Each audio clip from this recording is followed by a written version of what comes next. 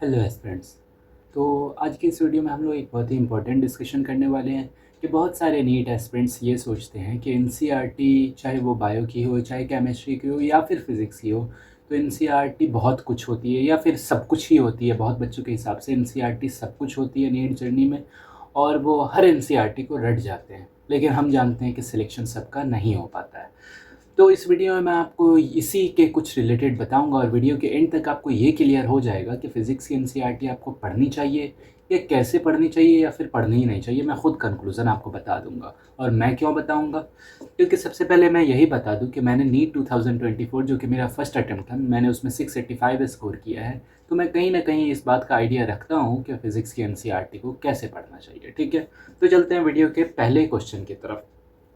तो अगर सबसे पहले मैं बात करूँ तो मैं आपसे यही पूछूंगा कि क्या आपके पास कोई फिज़िक्स का टीचर है? मतलब आप एक के पास कोई ऐसा टीचर है जिससे आप कुछ समझ लेते हो, फिज़िक्स पढ़ते हो, न्यूमेरिकल्स नहीं होते तो पूछ लेते हो, ऐसा कोई तो टीचर होगा। अगर आप एक ट्रू नीट एस्पिरेंट हो तो आपके पास ज़रूर कोई ना कोई एक फेवरेट टीचर होना चाहिए फिज़िक्स का। तो मैं कहना चाह रहा हूँ कि बहुत सारे बच्चे ये कहते हैं कि अब नीट में स्टेटमेंट वाइज क्वेश्चंस आते हैं। तो स्टेटमेंट वाइज मतलब थ्योरी, और थ्योरी कहाँ से आएगी? बुक से आएगी।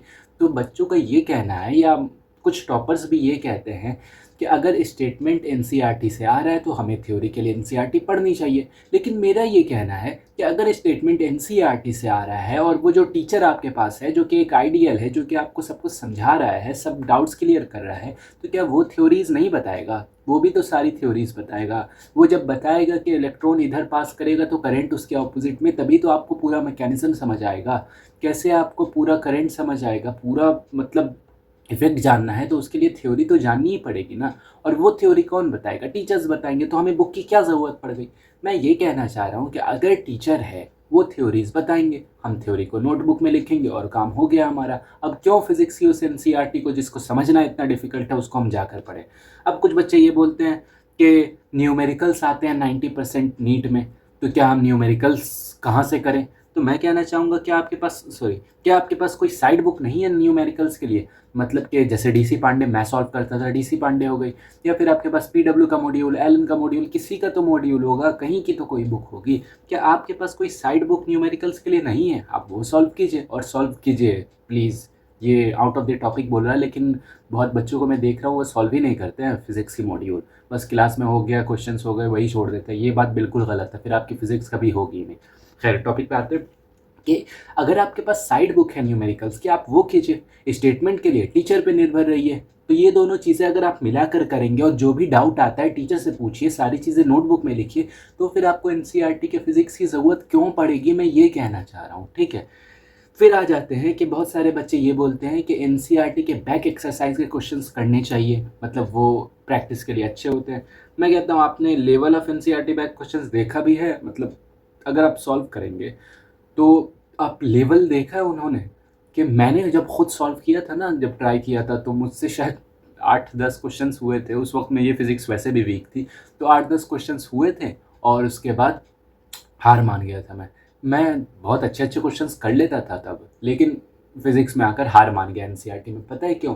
क्योंकि उसके क्वेश्चंस के लेवल इतने हार्ड होते हैं कि वो जेई एडवांस या फिर जेई मेंस के लिए जो प्रैक्टिस, मेंस हटा देते हैं, मेंस का लेवल नीट है, तो अगर मेंस हटा दे, एडवांस के लिए जो प्रैक्टिस कर रहे होते हैं ना, उनके लिए ये चीज़ होती है। वो अगर सॉल्व करते हैं वो अगर एनसीईआरटी के बैक को सॉल्व करते हैं तो माना जाता है। लेकिन अब एक नीट एस्पिरेंट जाकर एनसीईआरटी के बैक एक्सरसाइज को सॉल्व कर रहे हैं, जिसका कोई मतलब ही नहीं बैठता है। और मैं ये बात दूसरों से अफेक्ट होकर नहीं कह रहा हूँ, मैं खुद अपना बता रहा हूँ, मैंने क्या किया, मैंने क्या सोचा।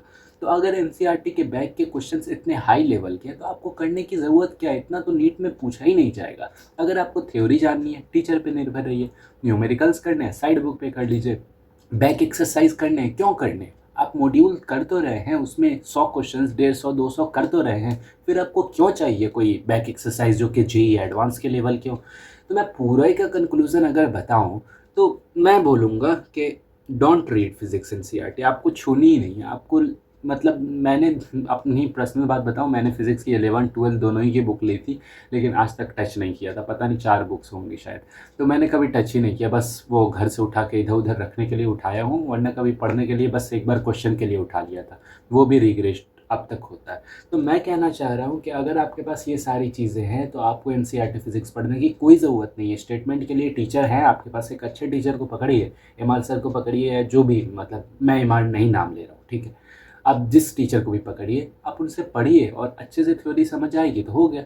आपसे सारे क्वेश्चंस भी बनेंगे और स्टेटमेंट भी हो जाएगा। तो फिज़िक्स एनसीईआरटी की आपको कोई ज़रूरत महसूस नहीं होगी। बाकी वीडियो में कुछ अच्छा लगे तो लाइक ज़रूर कर दीजिएगा और कोई भी डाउट हो तो कमेंट ज़रूर कर दीजिएगा। Thank you.